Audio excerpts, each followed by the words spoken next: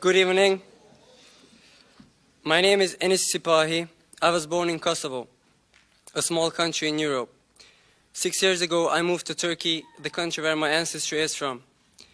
I lived there for 5 years, and then I came here. There's nothing much I can tell you about myself, and I'm not going to burn your time talking about how great this year was or emphasize stuff just to make ourselves feel special. It's not that I know a lot, but I'm only going to express some of my thoughts to you. I'm also going to refrain from giving any kind of motivational speech because the meaning of the word success has changed. We all break our horns chasing success, but we don't see that what we chase has only become egoism, selfishness, and materialism. So, I do not hope you guys will be successful. I hope you guys will be people with values. The world that we are living in is not a good place. Believe me, it is actually a terrible place. We have come to a period of time where we can legitimately tell the librarians to move those dystopian books from the shelf of fiction to non-fiction.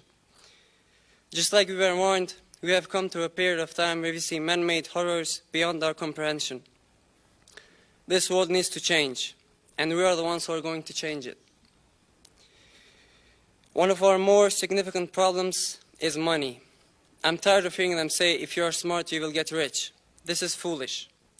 If you are rich, that doesn't mean that you're smart. That just means your time is so worthless that you spend it running after some paper called money. Please, guys, before we decide to do something, let's ask ourselves, would I do this if money didn't exist? Enlightened people say that, depending on the chronological development of the humanity, we need at least 5 more centuries to understand that money is just illusion.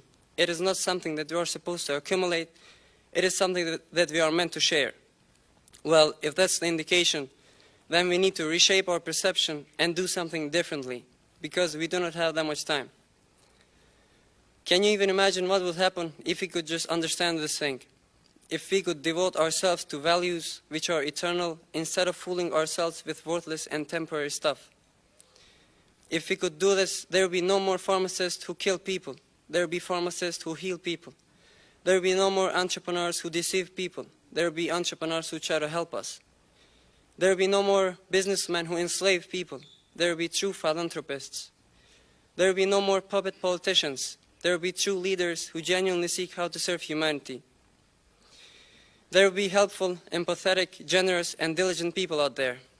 Instead of fighting this war that does not exist, we would only think about making this world a better place. I guarantee you the average IQ of the Earth would raise by at least 40 points. Despite of having only 4% of the whole population on the Earth, the US possesses more than 50% of all the money on the Earth. Nevertheless, there are more than 50 million people living in poverty in this country. And guys, I'm talking about the US. I'm not even mentioning the countries where children are starving to death. We have to realize what greed has done to us.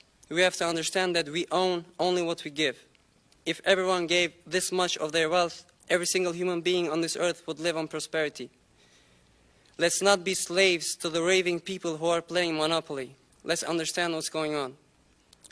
What I'm trying to say is we are not taking not even 5 cents to the graveyard with us. So why bother, for God's sake?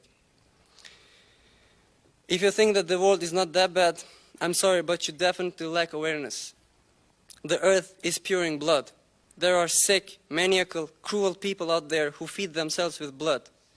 Their war is not meant to be won. Their war is meant to be continuous.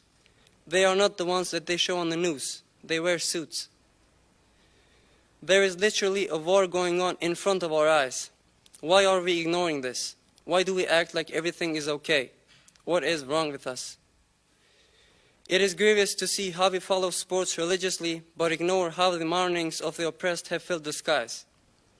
Don't forget that gladiators were created to entertain the public, but the real purpose was to distract the masses from the crises in the empire.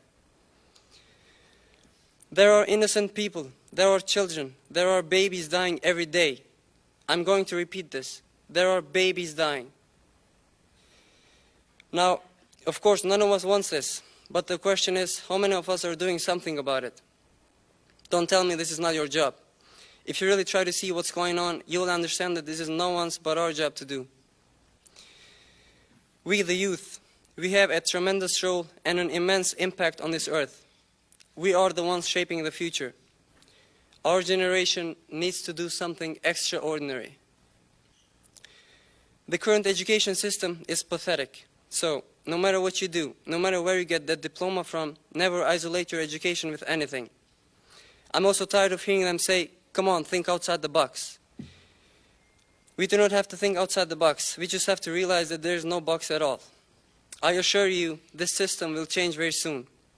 Also, know that there are storms coming to this quiet ocean that turned red from the blood. The first advice we were given is to read. We have to read, folks. We have to read a lot. It's a great pity to see dusty books in the library. The only way to find ourselves is to search, and we search by learning. So tell me, how can a soul live if it's never found? And don't forget that the greatest tragedy is to live a life and not witness the depth of the soul. Remember what happened to Rumi. He was living on the lip of insanity, wanting to know reasons, knocking on God's door. The door opened. He realized he was knocking from the inside. Thank you.